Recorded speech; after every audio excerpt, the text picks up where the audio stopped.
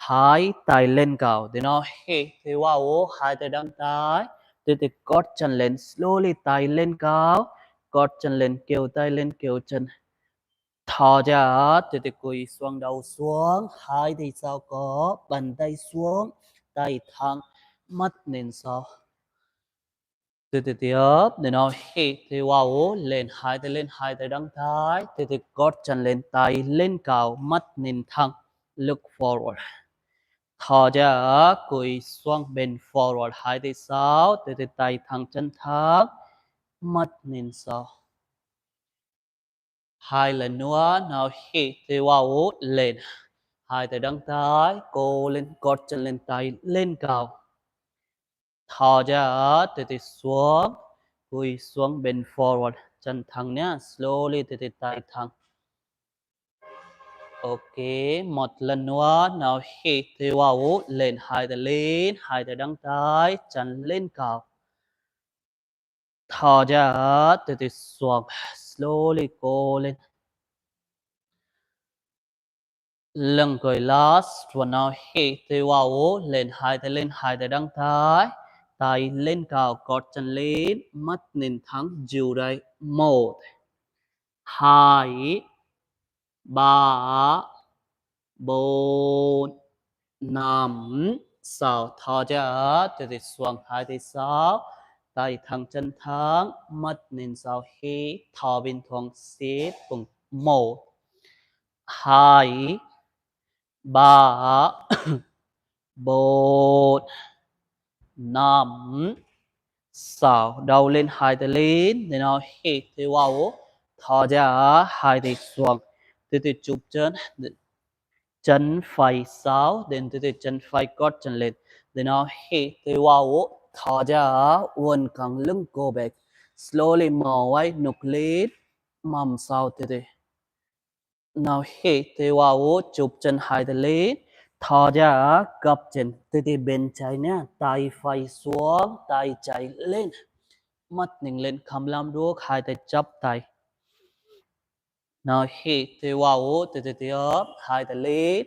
Thò ra, đôi chân chân trái sau. Mò quay, mò lưng trên, cổ lên, từ từ mầm sau. Nào hít thì wow, chụp chân. Thò ra, bên phải mầm xuống nhá. Slowly, tay trái xuống, tay phải lên. Đầu lên, hai tay lên. Để nó hít thì wow, một lần nữa. Thò ra, chân phải sau, gót chân lên. Mầm sau, nục lên chuột, hai tay sau. Mò lưng trên. Nó hít thì wow, chụp chân. Thò ra, mầm xuống, tay phải xuống. Tay trái lên cổ. Nó hít thì wow, lên. Thò ra, chân trái sau.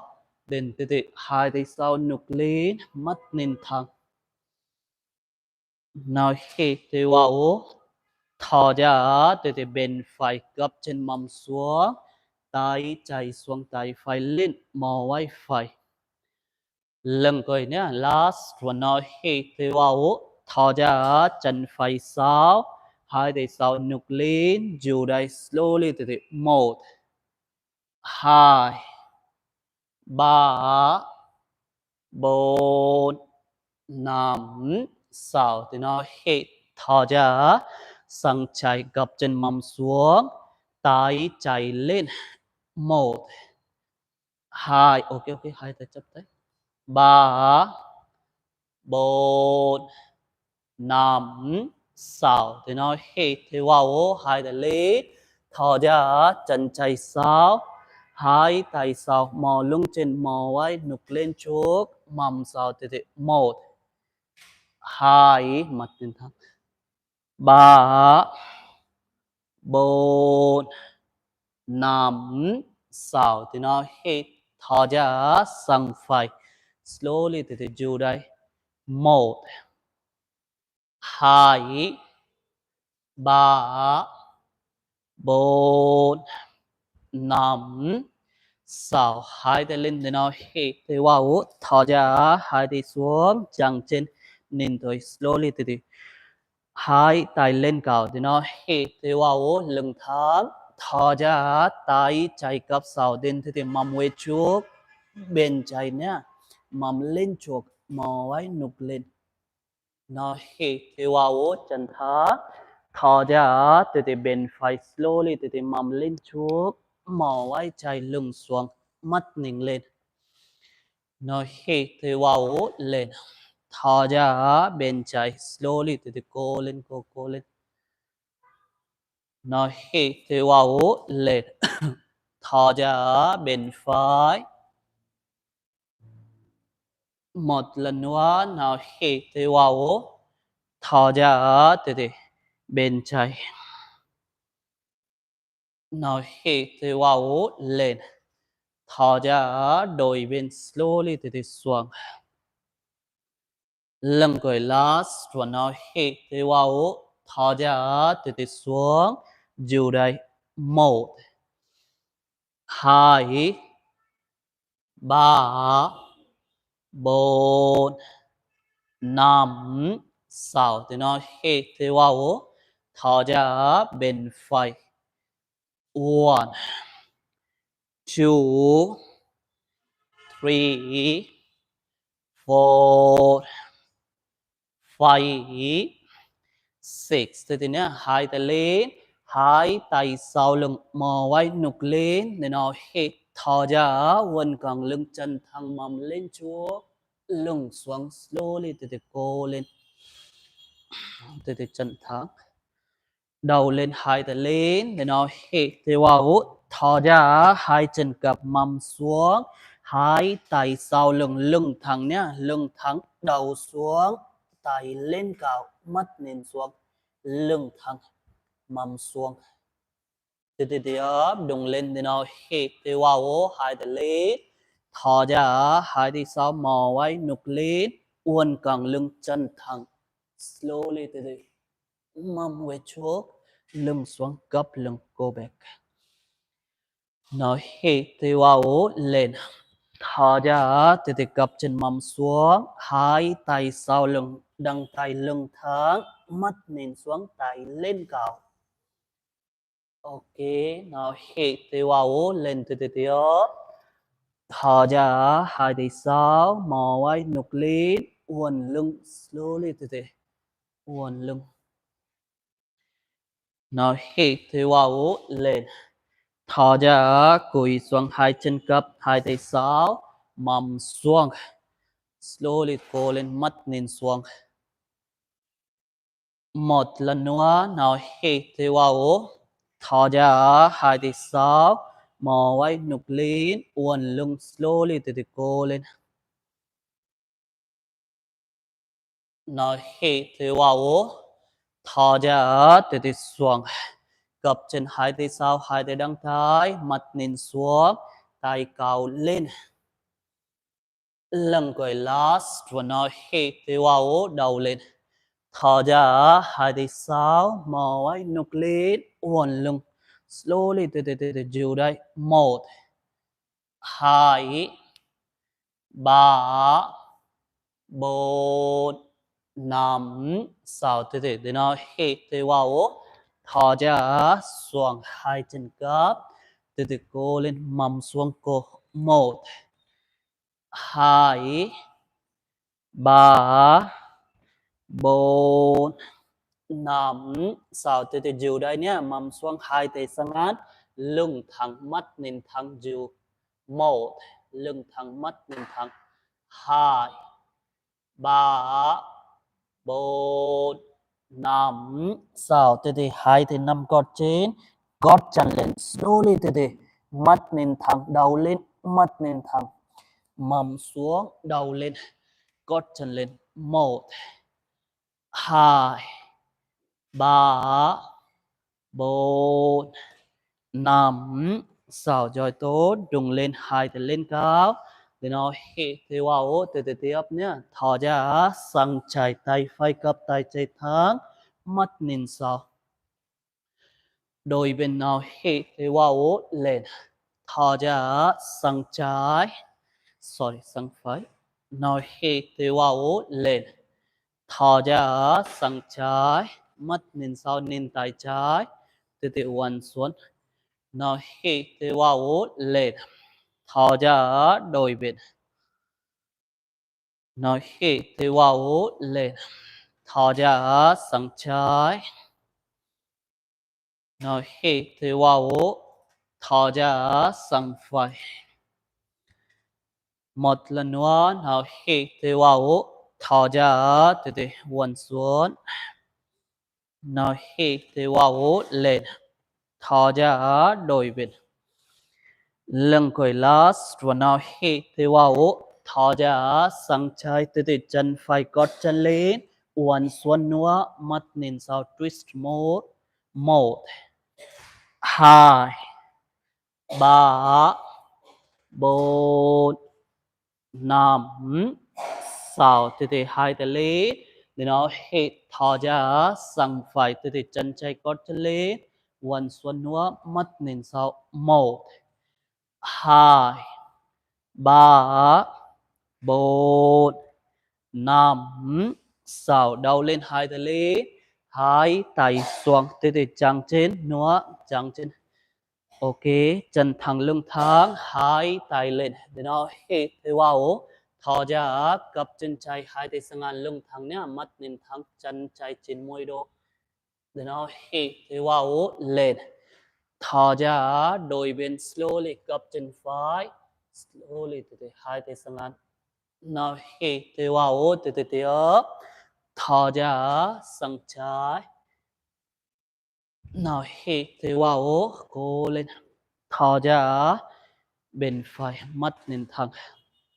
Nào hít thì vào, lên. Thở ra, từ từ xuống. Mầm xuống, lưng xuống.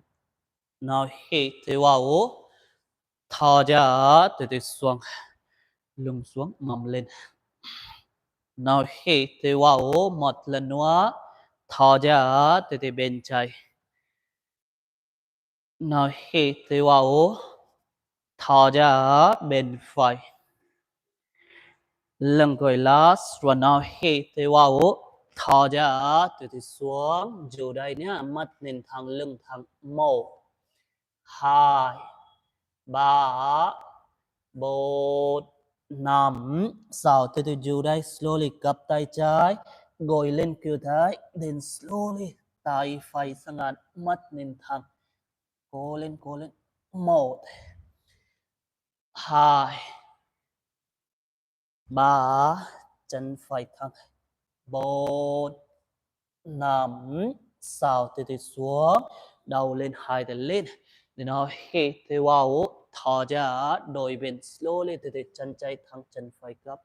Một, hai, mông xuống. Một, ba, bốn, năm, sáu, tay phải gấp. Then slowly, gối lên cửu thái.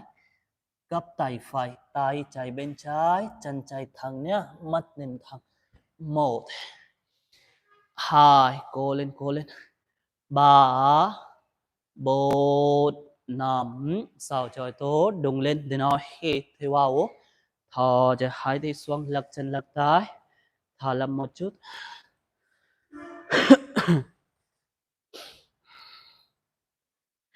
Ok, thì sit lên chụp chân thẳng lưng thẳng, hai tay lên cao. Để nó hít thì vào. Thở ra, từ từ hai tay chắp tay lưng thẳng. Hít thở bình thường, dù đây. Từ từ nhắm mắt lại. Hít thở bình thường, thở làm. Một, hai, ba, bốn, năm, sáu. Từ từ mở mắt nhìn thẳng. Hai tay lên cao. Từ nó hít thì vào, tay thẳng.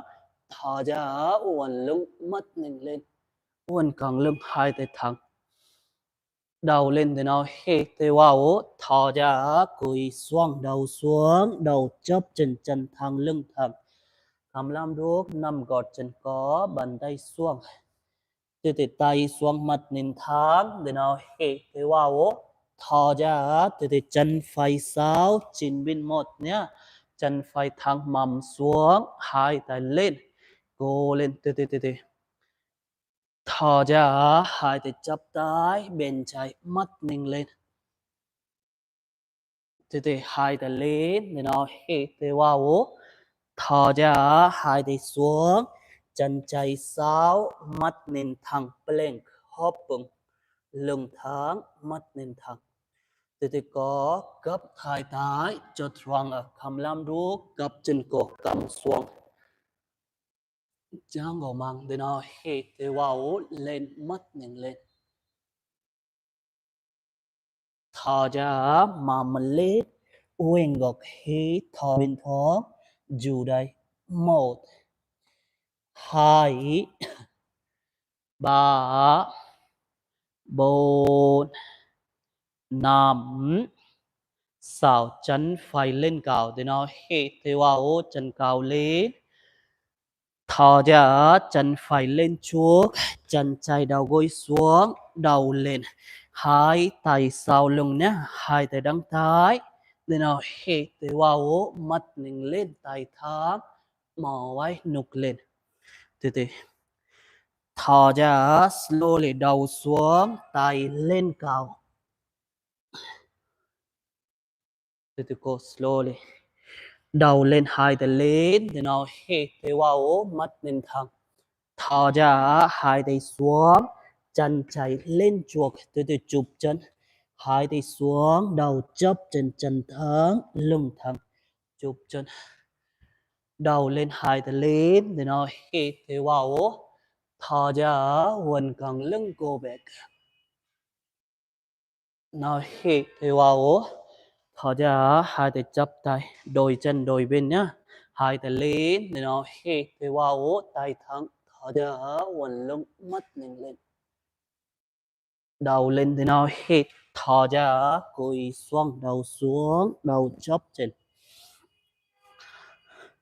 từ mắt nhìn thẳng để nó hít thì vào tay thẳng chân thẳng thò ra chân trái sau chín bên 1 2 tay lên cổ mầm xuống chân trái thẳng hai tay lên thò ra hai tay chắp tay đến từ bên phải mắt nhìn lên hai tay lên đầu lên từ nó hít thì vào thò ra hai tay xuống chân phải sau mắt nhìn thẳng plank hop bụng lưng thẳng mâm thẳng từ chợt choàng có gấp hai tay cầm làm đu gập chân nhá slowly từ đầu lên từ nó hít thì vào mắt nhìn lên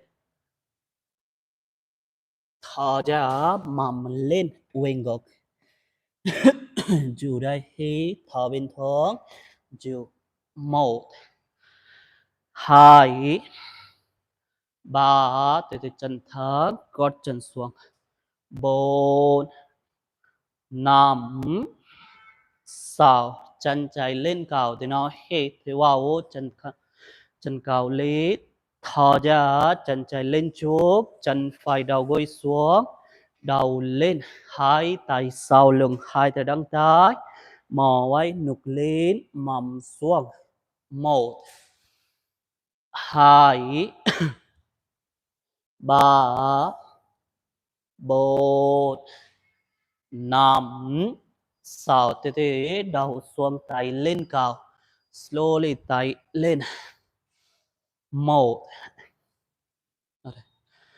từ từ đầu lên hai tay lên thì nó hít thì vào thò ra hai tay xuống chân phải lên chuột chụp chân chân thẳng lưng thẳng cúi xuống bên forward đầu lên hai tay lên thì nó hít thì vào thò ra từ quần cẳng lưng cổ back arch your back thì nó hít thò ra hai tay xuống hai tay chắp tay lưng thẳng từ từ nhắm mắt lại thì nó hít thì vào